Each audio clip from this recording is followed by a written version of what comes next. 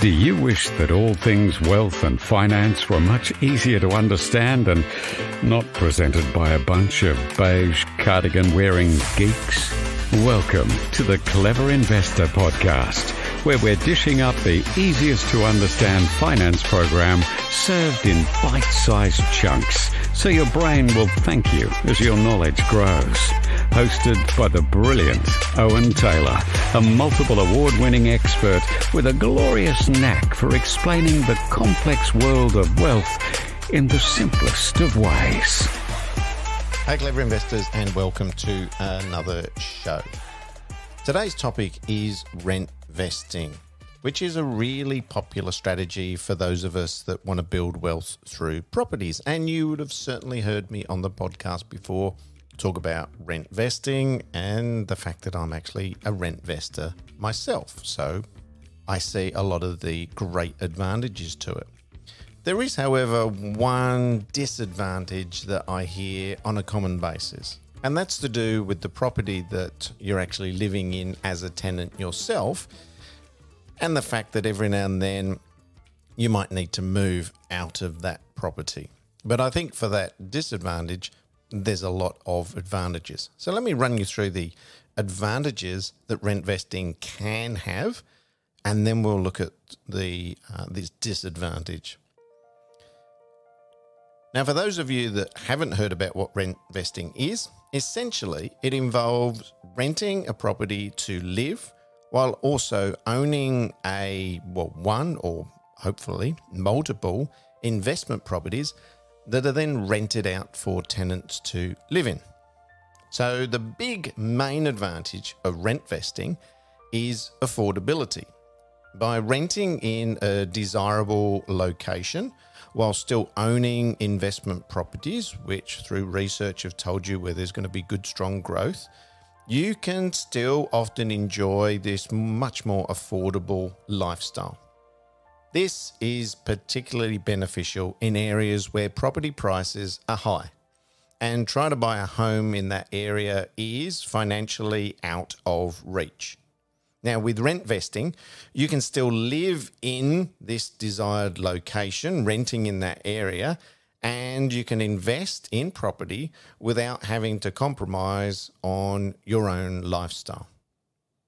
Now, another big advantage is the flexibility that it gives us. Because you're not tied to a particular property, as in your primary place of residence, you've got the freedom to move around more easily if your circumstances change. Maybe your job's changed. Maybe you want to live closer to family, or maybe you need to move further away from family. You've got a lot more flexibility. It's a lot cheaper. It's a lot cheaper to move from a rental property than it is to up and sell your family home because you don't like who your neighbours are. If you're unsure about where you should be settling in a particular area long term, or, as I mentioned before, you've got to move for work. Additionally, there's also the other advantage that as your investment strategy changes, you can start to adjust your portfolio of properties that you're holding, that you need to sell, or that you're actually acquiring. You're not then tied down by having everything all in the one basket, being your owner-occupied property. Rentvesting also has an advantage for capital growth.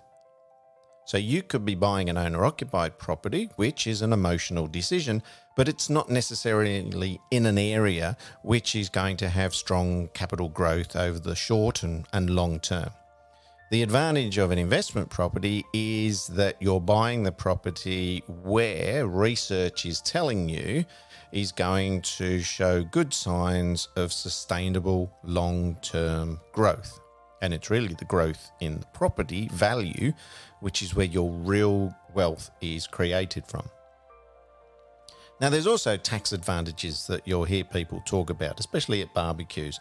That should never be the number one reason why you're buying an investment property, but yeah, there certainly are tax advantages on your own income, and also just from the business point of view of holding an investment and you're actually running this investment. So you can claim back on the maintenance and the upkeep and the management, and also the money that you need to borrow to hold your investment property. So overall summary, rent vesting can be a really smart strategy for those of us that want to build wealth through property. And it's always important to make sure that you're getting the right professional advice as we're going along this. Now, for all of that good talk, I do hear that some people are a little bit resistant to the idea of renting. Some of the disadvantages are that you're worried that you're going to have to move every year. Now, I've been a long-term rentvester. One of the conversations that I have when I'm looking for a rental property is I talk to the managing agents who's showing the property, and I ask, is this a property that's just been turned from being an owner occupied and the owners are about to move back in next year because they've moved overseas for 12 months? Or is this a long-term investment for them? The agents have to, by law, tell you if the owners are going to move back soon, or especially if they're planning on selling the property anytime soon. So that's a conversation to have with the real estate agent up front. Going back from that as well, though, preparation in life is absolutely everything. So before you need to move or you're planning to move, get ahead of the game. Go to the areas that you're thinking of living in. Go to some inspections, even if you're not ready to actually look at properties now. A great thing about this is get to know the local agents. Start having a conversation with them. Have a list of your requirements that you're actually looking for in your rental property, where you're going to call your home. How many bedrooms do you need? Would you like to have? Do you need off-street parking? What are the amenities you need, maybe in the building or in the local area as well? And very importantly, what is your budget? Now, on the bottom part of that list, you need to put what would you compromise on. So you'd like something with 3 bedrooms, but actually you'd be okay if it's got 2 bedrooms, but it's near to a park, or there's a storage cage that's all part of it. Would you live on a main road if it had an amazing garden? Things like this. What things would you give up to get the property that you actually need and desire? I recommend you have a conversation with the rental agent when you meet them. Tell them you're a rentvester. This is the area that I need to live in because of my kids go to this school down the road here, and I'm going to be here for at least the next 4 to 5 years, and da-da-da-da. These are all the things that you want them to pass on to the owners when they're telling them about who's come through the open for inspection. Get yourself ready with all of the paperwork that you're going to need. Make sure your references, if it's your first time ever renting, then you may need some references from, an employee or a good friend or something. If there's a reason why you're moving out of the property that you're in because of a dispute with the current owners, then get all of that stuff together. Have it all well prepared. Put your case forward because you want your application at the top of the pile. And also make sure that your money for your rental bond is ready to go. It's in an account, it's allocated. You're not running around at the last minute trying to scratch all of that together.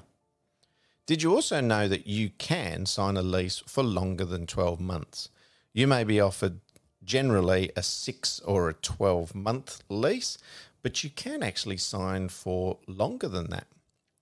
And it's something that myself as a landlord, as an owner of property, I've actually had a few of my tenants that have signed 2-year leases because they wanted to have the security of locking things away for a couple of years.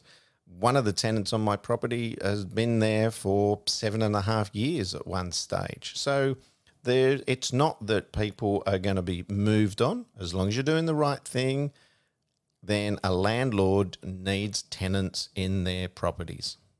So by doing a little bit of preparation work, you can overcome, I think, what can be perceived as the disadvantage of rent vesting. And that one disadvantage I hear from people is a little bit of fear of insecurity as to if they're going to be needed to move on. I also recommend that you always make sure that you're in a lease for your property. That's going to give you and your family as well a great amount of security. You know that you're locked into that particular property for the next 12 months, maybe 2 years. And it also gives the owner of the property, the landlord, a great amount of security as well, because they know that you're committed to actually being in that property.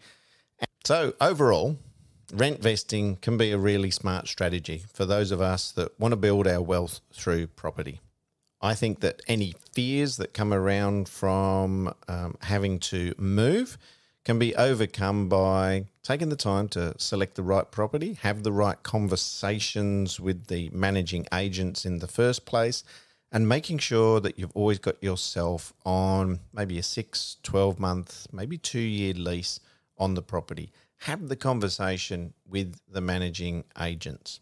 I hope that this has helped shed a little bit of light onto the rent vesting ideas. I'll see you again next week for another edition of the Clever Investor Podcast.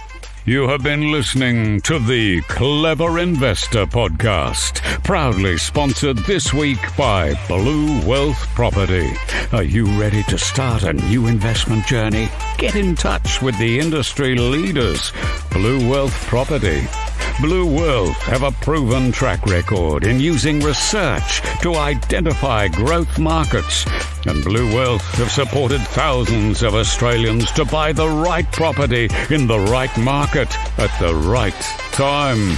Go to bluewealth.com.au.